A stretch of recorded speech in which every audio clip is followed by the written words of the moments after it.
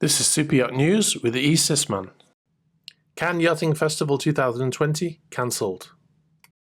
There's not much information right now, but reports in international press are suggesting the Cannes Yachting Festival 2020 has been cancelled. Due to take place in just 18 days, from the 8th to the 13th of September, the event was put into question earlier this week when French authorities changed the rules of entry because of the increase in COVID-19 cases. The change stated that anyone entering France would have to quarantine for 14 days, and they placed a ban on crowds of more than 5,000 congregating in one place.